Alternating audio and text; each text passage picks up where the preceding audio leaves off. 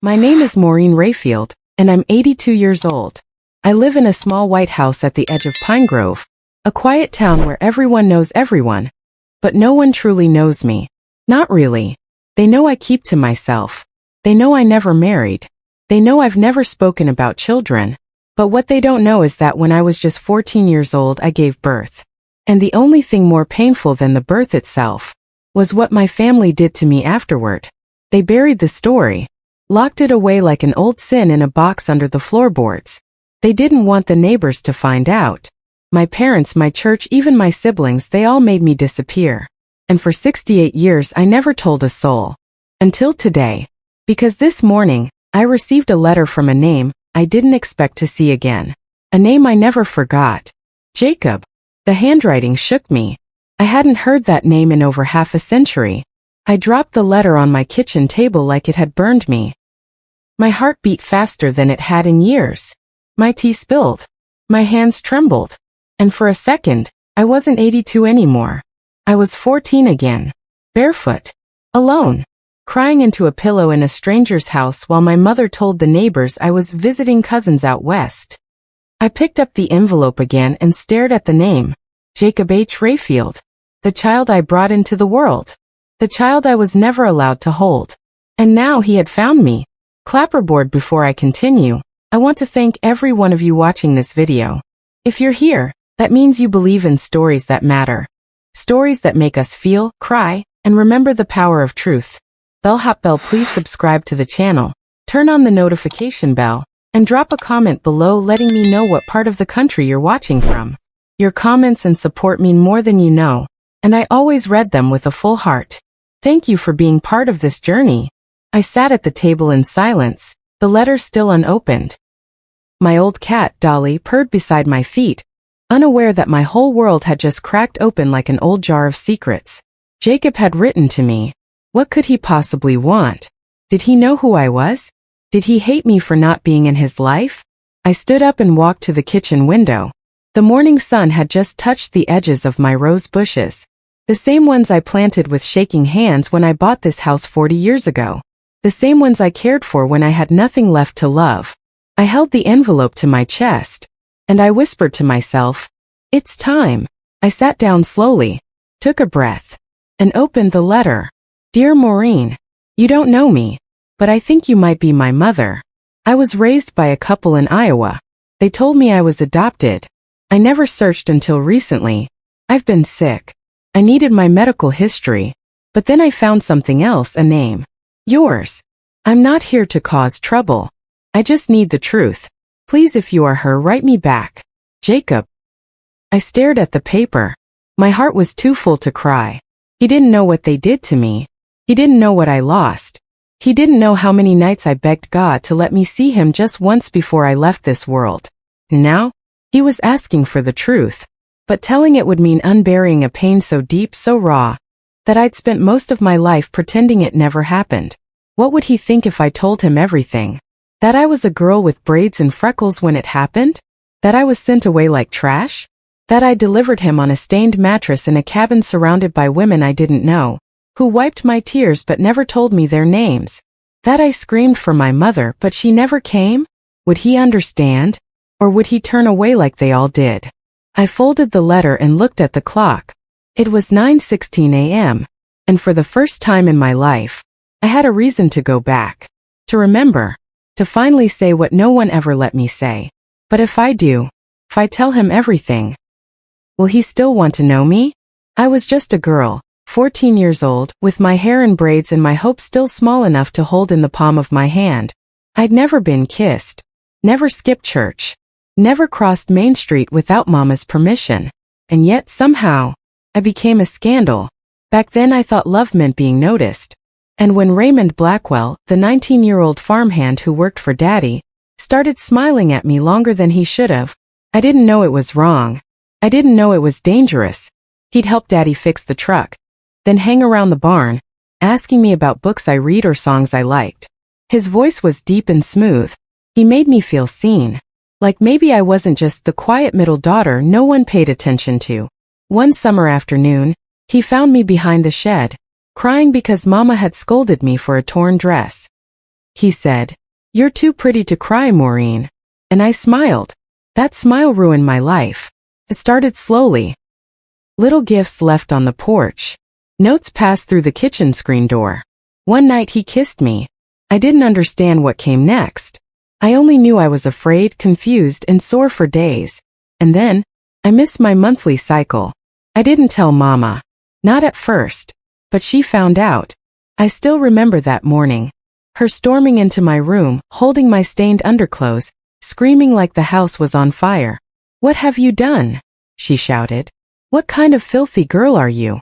I told her it was Raymond. She slapped me so hard I saw stars. "Don't you dare lie about a boy like that," she said. "This is your shame. Your sin. We will not be disgraced." She locked me in my room that night. The next morning a suitcase was packed. And just like that, I was gone. They sent me to a woman named Mrs. Connolly, a midwife who lived in the hills of Kentucky. She had a farmhouse with peeling white paint and 3 other girls already there. All of us were sent away. All of us were pregnant. All of us looked like ghosts in old dresses, barefoot and forgotten. We weren't allowed to call home.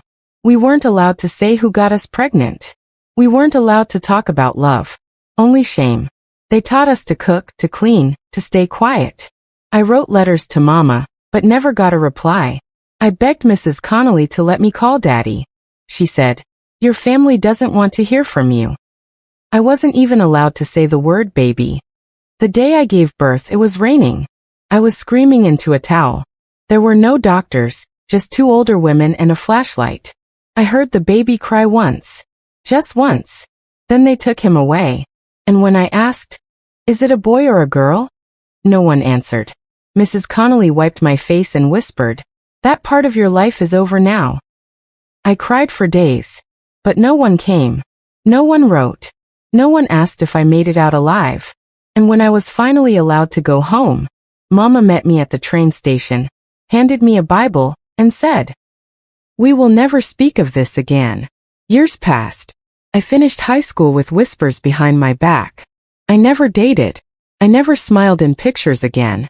I became the girl who went away for a year. But only I knew what I left behind. My son. My Jacob. And now, nearly 70 years later, he was back. He had written me a letter. And he wanted the truth. But to give him the truth, I'd have to face something I never had the strength to look at before. The truth of what happened after I returned home. Because Mama's punishment wasn't over yet. And neither was my silence. When I came back from Mrs. Connolly's place, I was no longer a child. But no one treated me like a woman either. Mama made sure I was hidden. She cut my hair short, told the neighbors I'd been sent to help a sick aunt, and ordered me to never speak of the baby again. "God has given you a second chance," she said. "But if anyone finds out, you'll bring shame on this whole family." I wanted to scream. I didn't sin. I was taken advantage of. But I didn't. Because by then, I had learned. In my family, truth was more dangerous than lies. Daddy didn't look me in the eye for months. My younger brother avoided me. My older sister pretended I didn't exist. And as for the boy who started it all, Raymond Blackwell, he moved 2 towns over and married someone else. He never got in trouble. Not even a warning. One evening, I overheard my parents talking on the back porch. I had crept down the stairs barefoot, quiet as breath, and stood near the screen door. "She cried for that baby," Daddy whispered. "She'll forget," Mama replied coldly. "They all do." And the couple? They really paid. $2,000. A lawyer arranged it. It's done. My knees gave out. I sank to the floor, hands over my mouth. They sold him. They didn't just give him away. They sold my son like a piece of furniture. And I never knew. They never told me. They let me believe I'd never see him because it was for the best. But it was about money. It was always about shame and money. I crawled back to my room and sobbed into my pillow until I passed out. The next morning I didn't eat, or speak, or move. Days went by and I floated through them like a ghost. Then came the day I walked into the woods. It was late autumn. The trees were bare, the wind sharp, and the ground muddy beneath my shoes. I carried nothing but a notebook in my coat and a bottle of Mama's pills I had taken from the bathroom cabinet. I sat by the edge of the river that ran behind our church, and I opened my notebook. I wrote 3 letters, one to Mama, one to Daddy, and one to him. To my baby. I wrote, "I'm sorry I didn't fight harder for you. I hope your new family loves you better than mine loved me. If we ever meet again, please don't hate me." Then I took out the bottle and opened the lid. I was ready. I truly believed the world would be better without me. But then, a dog barked, and a little girl's voice shouted, "Ma! She's here. There's a lady sitting near the water." I turned. A small girl, maybe 5 or 6, in a red jacket was pointing at me. Her mother rushed over, wrapped her arms around the child, and pulled her back. The mother looked at me. She didn't say a word. But her eyes said everything. And in that moment I broke. I dropped the pills into the water. I cried so hard my ribs hurt. And I walked home soaking wet, my boots ruined, my soul still barely holding on. That night I didn't sleep.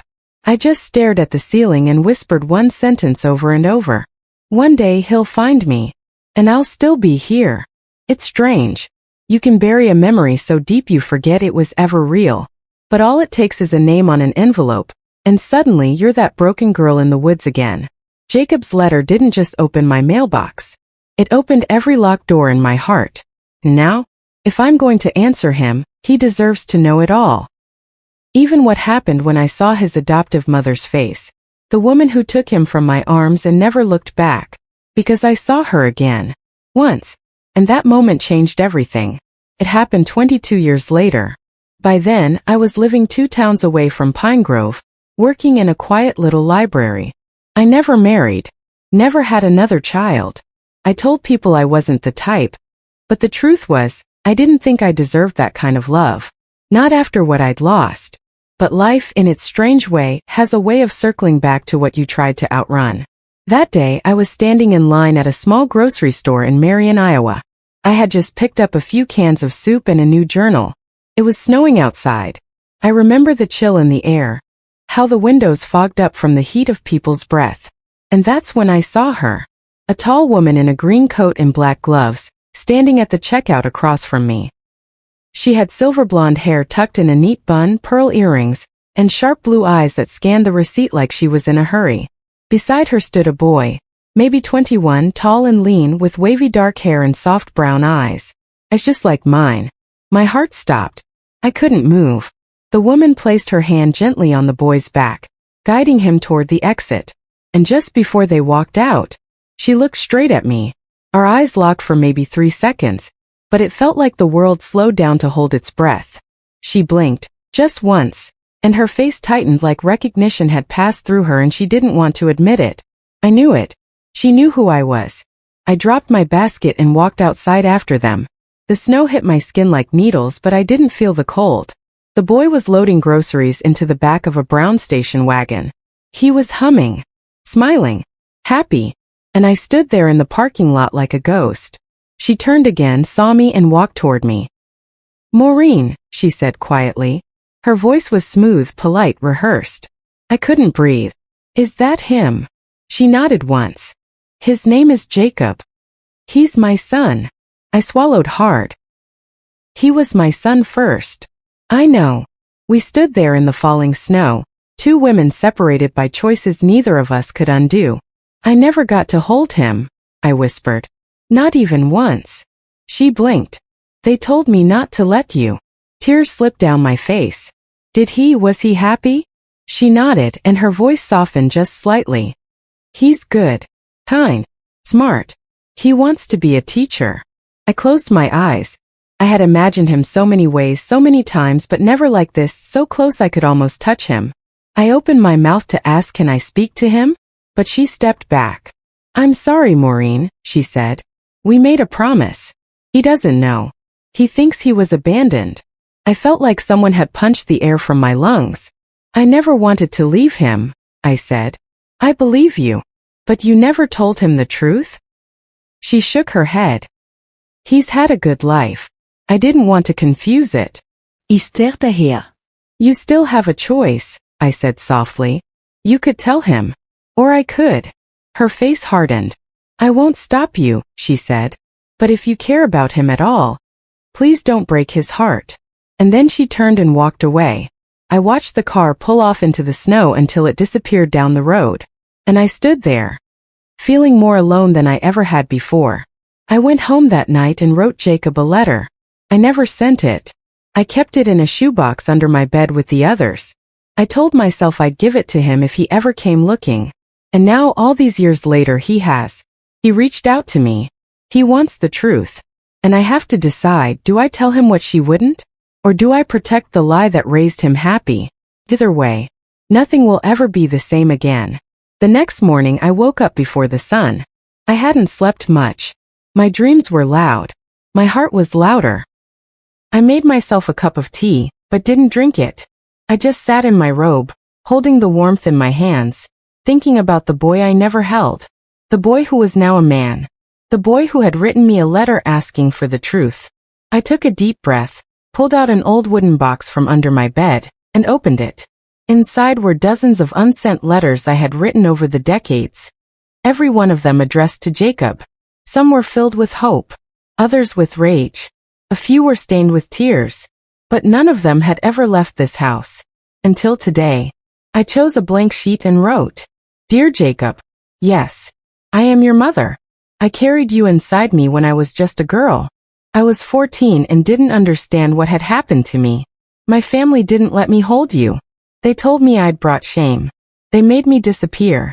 They made you disappear. Not a day has passed that I haven't thought of you. Wondered if you were safe. If you were happy. If you ever smiled like I used to before they took you. I saw you once. You were grown. I didn't say anything because your adoptive mother asked me not to. She told me you didn't know who I was. But now you do. And I'm here. If you want to ask anything at all, I will answer. And if you want me to leave you alone, I will. But I want you to know, I never stopped loving you. With all my heart. Maureen Rayfield. I sealed the letter with trembling fingers, drove to the small-town post office, and mailed it to the return address on his envelope. As I stood at the counter, the clerk, a sweet girl named Shannon, smiled at me. Sending something special today, Miss Maureen? I nodded. Yes. Something I should have sent a long time ago. She winked. Well, better late than never. 5 days later a letter came back. Same handwriting. Same name. My hand shook as I opened it on the front porch. The first line stopped my heart. I've waited my whole life to hear those words. I sat down, knees weak. I always felt like something was missing. Like I didn't fit. I had good parents, but there was a hole in me. A silence I couldn't explain. Reading your letter, I felt like that silence finally spoke. I'm not angry. I don't blame you. I just want to know who I came from. I want to meet you. The wind brushed my face, and the pages fluttered in my hands like wings. I covered my mouth and sobbed quietly into the air. He wanted to meet me. After all these years. After all the silence and shame and secrets. He was giving me a second chance. I didn't know how to respond right away. I just sat there holding his letter to my chest like a lifeline. The next day I wrote him again. This time I didn't write as a stranger. I wrote as a mother. I told him my favorite books. I told him how I loved to paint sunrises even though my hands weren't steady anymore. I told him that if he wanted to meet, I'd make him apple pie from scratch. The same kind I used to bake for the library staff every Christmas. He wrote back 2 days later. Apple pie sounds perfect. I'll be there Sunday. And that's when the fear returned. Not the kind I felt as a girl. Not the shame Mama drilled into me. This was different. What if he met me and regretted it? What if he looked into my face and saw all the years we lost? What if I wasn't enough? I must have checked the window 100 times that morning. Sunday, the day my son Jacob was coming to meet me for the first time in his life. I wore my best dress, the pale blue one with the lace trim. The one I hadn't worn since Pastor Carter's retirement party 5 years ago. I curled my thinning white hair and dabbed a bit of rosewater perfume behind my ears. The apple pie was cooling on the windowsill. I'd made 2, just in case he wanted to take one home. What if he didn't come? What if he changed his mind? What if this was just a cruel joke from the universe? I kept telling myself not to expect too much. But my heart didn't listen. It had been waiting 70 years for this. At 2:12 p.m., I heard a car engine slow outside. I looked through the lace curtain. There he was. Tall. Wavy dark hair. Those soft brown eyes. My son. He stepped out of the car nervous, holding something wrapped in brown paper. He stared at my porch for a long moment before taking a deep breath and walking up. I opened the door before he could knock. Our eyes met. For the first time, mother and son. He smiled softly. Maureen. I nodded. My voice caught in my throat. I brought you something, he said, handing me the package. It's not much, just something I painted. I opened it carefully. It was a canvas. Sunlight rising over a hill, golden and quiet. It's beautiful, I whispered. I started painting a few years ago. Mostly landscapes. It's just like the view from behind my house, I said. You couldn't have known that. He smiled gently. I guess I did. We sat in the living room. He asked questions, so many questions. What was I like as a girl? What were my parents like? Did I ever think about trying to find him? And I answered them all. Some with a trembling voice. Some with tears running down my cheeks. Some with silence that said more than words ever could. He didn't blame me. Not once. Not even when I told him everything. The shame. The pregnancy. The way my mother forced me into hiding. How I never even got to hold him. I'm sorry, I said. I wanted to fight for you, but I was a scared little girl. I didn't know how. He reached across the table and held my hand. I don't need perfect, he said. I just needed you. I broke.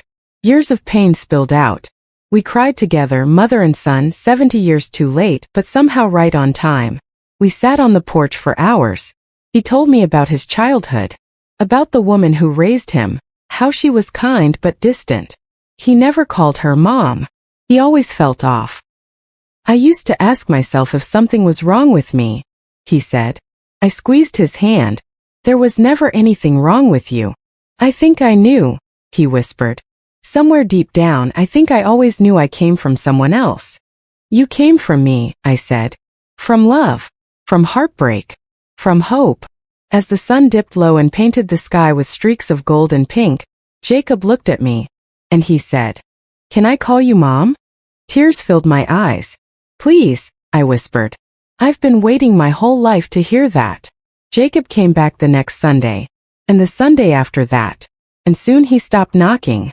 He'd just walk right in with his soft smile and say, Smells like heaven in here, Mom. Mom. He called me that every time now, and every time he did, it filled the cracks in my heart like warm light through an old window. We were catching up on a lifetime we never had. He brought me books. I baked him muffins. We watched old films. We even started a puzzle on the kitchen table. One with 1,000 tiny pieces that never seemed to fit, just like the story of us. But one Sunday afternoon, he walked in quieter than usual. His face was pale. His hands were trembling slightly. He didn't greet me with a joke or hug like he usually did. Jacob, I asked, everything all right? He looked down at his hands, then at me. I need to tell you something, Mom. We sat in the living room. The same chair where I once held his unopened baby letters was now the same place he sat across from me, nervous, grown, and breaking. He took a deep breath. I didn't reach out to you just because I wanted to know who I was. I leaned forward slowly. Okay. I've been sick, Mom. My heart stopped. Sick how? For the last year I've had problems breathing. I get tired fast. First they thought it was stress or anxiety, but after some tests, they found something wrong with my heart. Tears rose instantly. He paused and reached into his coat pocket, pulling out a folded paper. A hospital document. They said it's hereditary, something that runs in families. That's why I started searching for my biological history. He swallowed. And that's how I found you. My hands were trembling as I took the paper. It was full of medical terms I didn't understand, but I saw the words congenital, progressive, and transplant evaluation. They think I might need a transplant, he said quietly. Not right away, but soon. I shook my head. Why didn't you tell me this the moment you came? Because I didn't want that to be the only reason I found you. I didn't want you to think I was just here for something. Oh, Jacob, I whispered. Tears spilled down my cheeks. You're my son. You don't need a reason to find me. You could have shown up on my porch asking for a glass of water, and I'd still thank God for sending you. He looked up at me then, tears in his own eyes. I'm scared, Mom. I know, baby, I whispered. I know. We sat in silence for a long time. The kind of silence that says more than words ever can. Then I did what I hadn't done since the day he was taken from me. I reached out and pulled him into my arms. And this time, no one could stop me. That night I didn't sleep. I sat by my bedroom window with a blanket around my shoulders and a prayer on my lips. I prayed for Jacob's heart. Not just the one in his chest, but the one that had waited so long to love and be loved in return. I promised God that if he gave me one more chance to save my son, I'd take it. The day after Jacob told me about his heart, I made an appointment with my doctor. It had been years since I'd seen her, Dr. Lenore White, a no-nonsense woman with kind eyes and quick hands. She always said, "Maureen, you've got more strength in you than a tree root." But this time, when I sat on her table and told her what I wanted, she stared at me like I was crazy. "You want to get tested to donate your heart?" she said slowly. "No," I answered. "To see if there's anything in me that can help my son. Blood, bone marrow, tissue. I don't care what part, it can be a fingernail. If it'll keep him alive, I want to give it." She hesitated. "Maureen, you're 84. And I'm his mother," I replied. She sighed. "You know there's almost no chance you're a match for a heart donor registry. Even less chance for a transplant from someone your age." "I didn't ask for odds, doctor," I said. "I asked for a test. I went through every blood draw, every scan, every evaluation. I didn't tell Jacob. Not yet. He'd never let me do it if he knew. But I didn't want his permission, I wanted his life. I thought about all the nights he cried as a child and I wasn't there. All the birthdays I missed. The first day of school. The heartbreaks I couldn't comfort. I thought about the years I let fear and silence bury my motherhood. This was my chance to do what no one ever let me do. Fight for him. 3 days later, Dr. White called. I sat on my front porch with the phone pressed tight to my ear. "Well?" I asked, my heart pounding. She sighed. "Maureen, you're not a match for anything surgical. But your blood type and antibodies could be useful if Jacob goes into rejection during a transplant. It's a small thing, but..." "It's not small," I whispered. "It's something." There was a pause. "Are you going to tell him?" she asked. I looked out at the road where he always parked his car. "Not yet. I just needed to know I could do something." That evening, Jacob came by with soup and old photo albums he'd found at a thrift shop. "I thought you might like these," he said. "They've got pictures from the 40s and 50s. Maybe you'll recognize some outfits." I smiled, but my chest ached. Here he was making me soup, while his own heart was quietly breaking down. We sat at the kitchen table flipping through the photos. He stopped at one of a girl in a blue polka dot dress with a crooked smile. "She kind of looks like you," he said. I looked closer. And for the first time in my life I said the words out loud. "I think I'm ready to take a picture with my son." He looked at me and smiled. "I'd love that." Later that night, Jacob and I took our photo on the porch, me in my shawl, him holding the camera with a crooked grin. It was blurry, uncentered, imperfect. It wasn't a picture of a woman who gave birth at 14 and lost her baby. It was a picture of a mother and her son, together. Finally. It was a Wednesday afternoon. I was folding laundry when the phone rang. I wiped my hands and picked up without checking the caller ID. I heard breathing, uneven, quiet. Then Jacob's voice.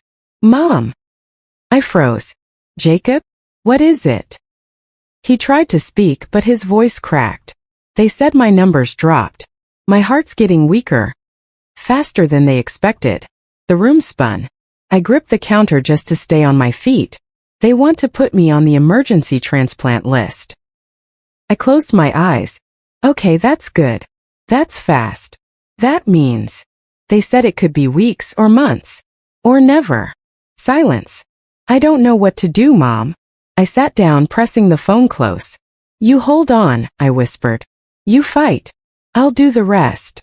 That night I didn't sleep. I sat at my table with a candle lit, just staring at the flame. And something inside me snapped into clarity. I had wasted too many years listening to fear, shame, and other people.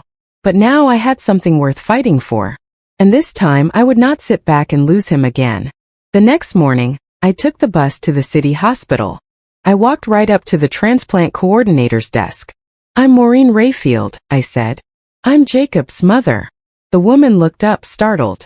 "I want to donate my heart." She blinked. "Mom, I know I'm not eligible for a transplant donation. I know I'm too old. But I want you to write this down officially. If something happens to me before a match comes, and I'm still medically viable, I want my son to get my heart."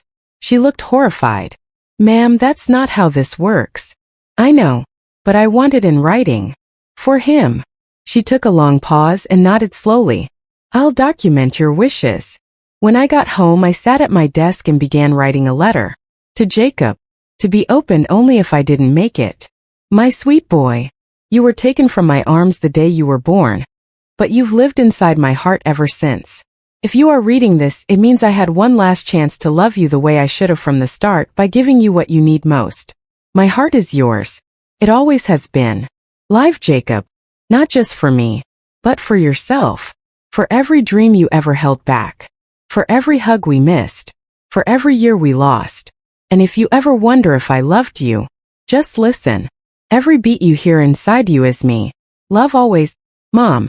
I tucked the letter in a sealed envelope and put it in my Bible. I wasn't planning to die. But I wasn't afraid anymore either. Because if life asked me to make that choice for him, I already knew my answer. The call came at 2:41 a.m. I was already awake. I had been sitting by the window, watching the streetlights flicker through the fog. I don't know why, but something inside me was restless, like a storm waiting to crack. The phone rang once, twice, and then I answered. "Maureen Rayfield," the voice said. "Yes. This is Dr. Larson at St. Mercy Hospital. Your son, Jacob Rayfield, was rushed in an hour ago. He collapsed during a walk. His heart stopped briefly, but we revived him." I clutched my chest. "He's stable now," the doctor continued. "But it's urgent. We've placed him at the top of the emergency transplant list. And ma'am." "Yes. We found a match." I arrived at the hospital just before sunrise. Jacob was pale, sleeping under warm lights, machines whispering around him. I sat beside him, holding his hand, praying he could feel me there. They told me the heart had come from a 27-year-old woman in a car crash. A tragedy for one family, a miracle for mine. The surgery would be long, risky, but his odds were good. Before they wheeled him into the OR, he opened his eyes and looked at me. "Mom," he whispered, "don't leave." "I'm not going anywhere," I said, pressing his hand to my cheek. "I love you," he said. I hadn't heard those words in over 70 years. Not like this. Not from him. "I love you more," I whispered. And they took him through the double doors. I waited 9 hours. I didn't eat. I didn't drink. I just stared at those swinging doors and prayed. At one point, I remembered the letter I wrote. It was still in my Bible back home. But maybe I wouldn't have to give it to him after all. The surgeon came out with tired eyes and a faint smile. "He made it," she said. "The transplant was successful. He's still weak, but he's strong. He's got a chance now." I fell to my knees in the hallway, sobbing, whispering thank you to a God who had seen all my sins, and still gave me this mercy. Jacob stayed in recovery for 2 weeks. I visited every day. I fed him soup. I combed his hair. I read to him from old books. We laughed about nothing. We cried about everything. And then on the 15th day, something happened that broke me in the best way. We were walking slowly down the hospital corridor, arm in arm. He paused, leaned his head against my shoulder, and said, "Want to hear something?" "Anything," I said. He took my hand and placed it gently on his chest. "Listen," he whispered. I pressed my palm flat against him, and there it was. A heartbeat. Steady. Strong. Alive. My son. Clapperboard to all of you still watching. Thank you.